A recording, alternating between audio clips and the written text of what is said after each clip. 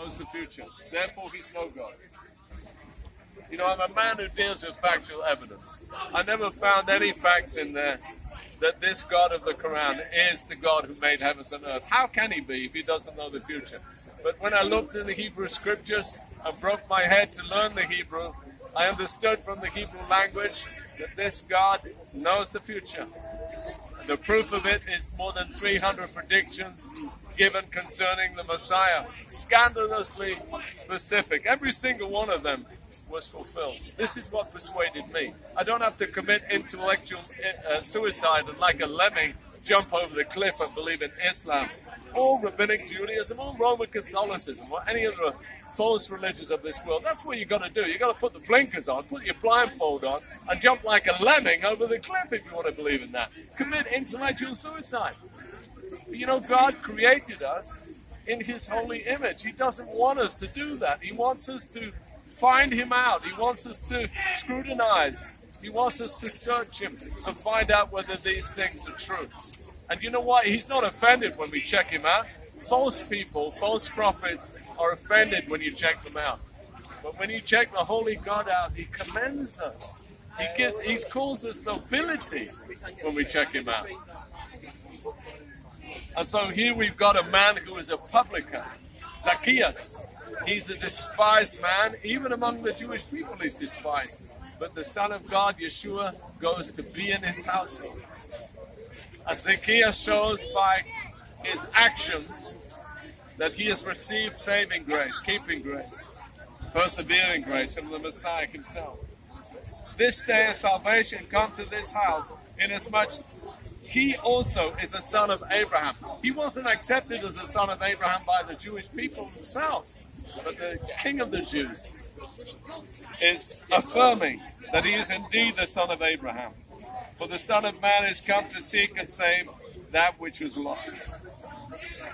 Luke chapter 23, verse 34.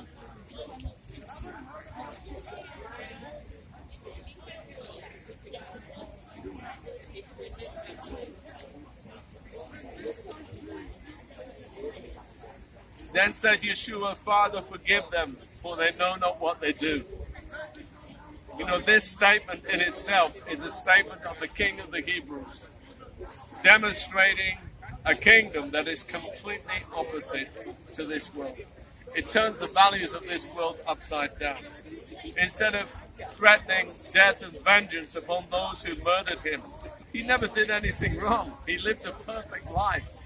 He's the only person in human history who was sinless. And they wouldn't even give him the dignity of being killed in Jerusalem. They put him on the rubbish dump outside of Jerusalem.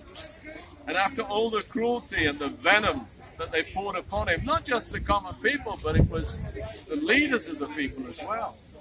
People in governmental positions were cursing him to his teeth, to his final breath. And the only reply he gave them was, Father, forgive them, for they know not what they do.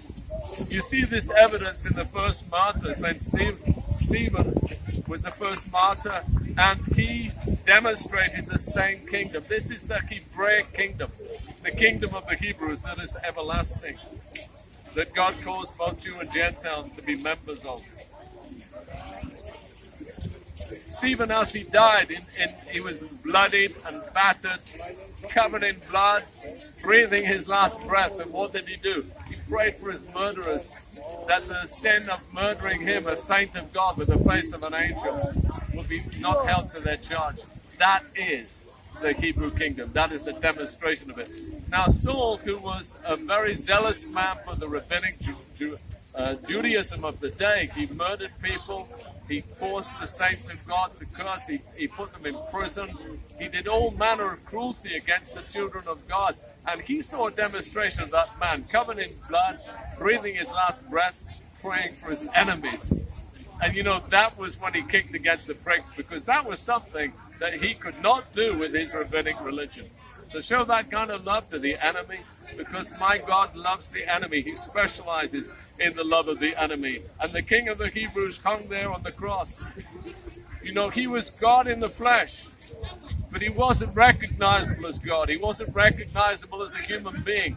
because he was devastated with the curse of the whole of mankind. All of the sins of mankind was placed on this holy being.